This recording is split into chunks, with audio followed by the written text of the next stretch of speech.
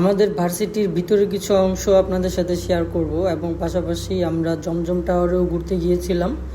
তার ভিতরে আমরা কি কি করলাম সেই বিষয়ে আপনাদের সাথে আজকে আলোচনা করব। আসসালামু আলাইকুম এভরিওয়ান, সবাই কেমন আছেন? I hope you all are fine and thank you so much everyone for all of you support and love. সকলে এভাবেই পাশে থাকবেন। যারা যারা এখনও আমার ইউটিউব চ্যানেলটি সাবস্ক্রাইব করেন নাই অবশ্যই সাবস্ক্রাইব করে নেন, এবং যারা আমার ফেসবুক পেজটি ফলো করেন নাই অবশ্যই ফলো করে নেবেন। YouTube channel name let's talk with Anis লিখে সার্চ করার সাথে সাথে আপনাদের সামনে আমার চ্যানেলটি শো করবে। শুক্রবার মানেই একটু ঘোরাঘুরি, ভার্সিটিতে যাওয়া।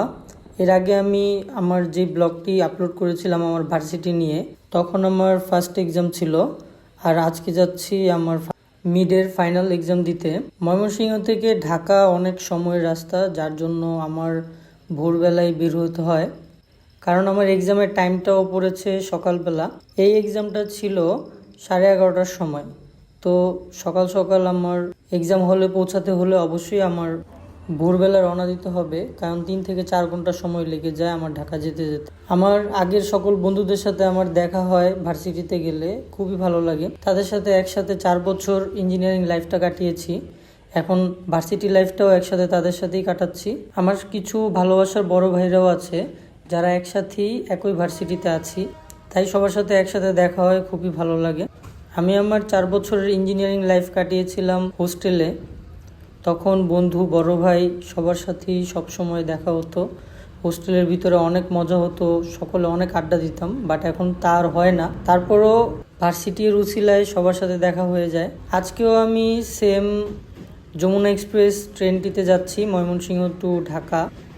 যেতে যেতেই জয়দেবপুর পৌঁছাতে দেখি জাম বিক্রি করতেছে। এটিতে ভিটামিন সি এবং ভিটামিন এ থাকে, সাথে সাথে শরীরের রক্তচাপ ঠিক থাকে এবং শরীরের বিভিন্ন রকমের সমস্যা থেকে ঠিক রাখে, তাই জাম খেয়ে নিলাম। আমার চেহারার অবস্থা দেখতেছেন আপনারা। ঘুমাতে পারি নাই, মাত্র রাতে 2 ঘন্টা ঘুমিয়েছি। তারপর ভোর 3টা বাজে আমি উঠে গিয়েছি, কারণ ভার্সিটিতে আসতে হবে, ট্রেন ধরতে হবে, আরও কত কিছু। দেখেন বিমানবন্দর, রেলওয়ে স্টেশনে কত পরিমাণ লোকজন। আসলে এখন থেকেই মনে হয় ঈদের জন্য সকলের বাড়ি যাওয়া শুরু হয়ে গিয়েছে। দেখতে দেখতে আমি আমার ভার্সিটির কাছে চলে এসেছি। এই যে দেখতেছেন কাচ্চি ভাই রেস্টুরেন্ট, তার পাশেই আমার ভার্সিটিটা, আর সুলতান ডাইনের অপোজিটে। এটা হচ্ছে আমার ভার্সিটির ফার্স্ট বিল্ডিং। আমার ভার্সিটিতে মানে একেএম ইউনিভার্সিটিতে 2টা বিল্ডিং, একটা হচ্ছে বিল্ডিং 1 আর একটা হচ্ছে বিল্ডিং 2। বিল্ডিং 2 হচ্ছে জমজম টাওয়ারের পিছনে।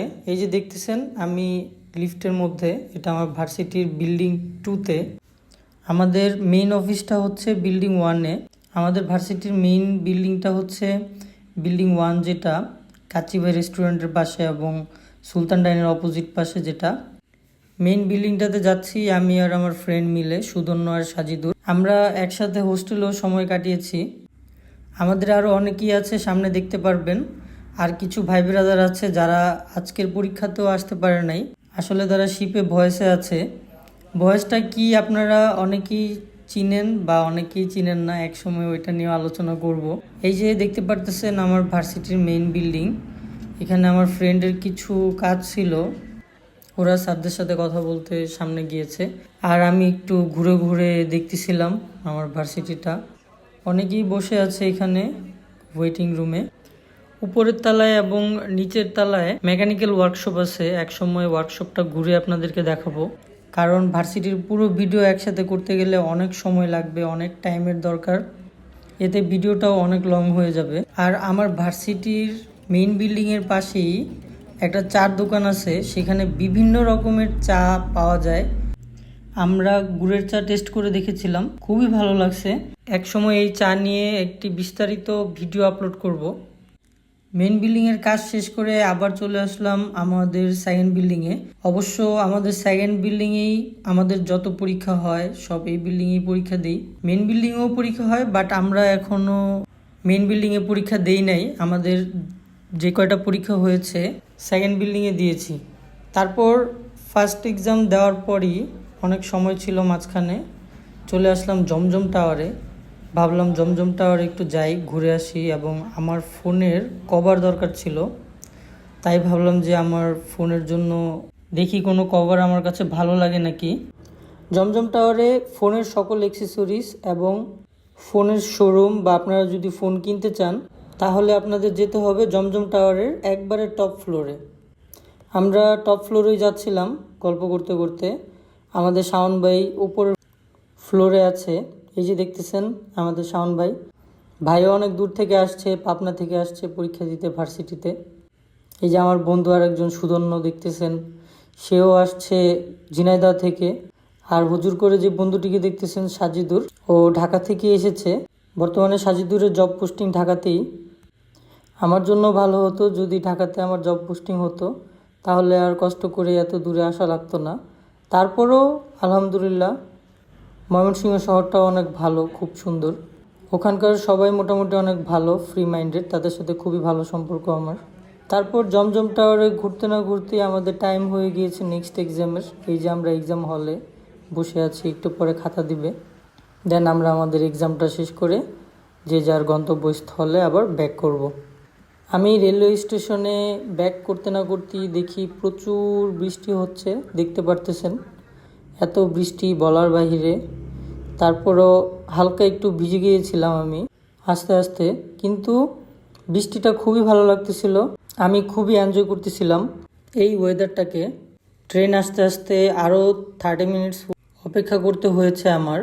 রেল লাইনের কিছু ভালো ভালো শর্ট ভিডিও আমার ইউটিউবে আপলোড দেওয়া আছে, আপনারা দেখে নেবেন। ব্যাক করার জন্য আমি আমার ট্রেনে উঠে গিয়েছি।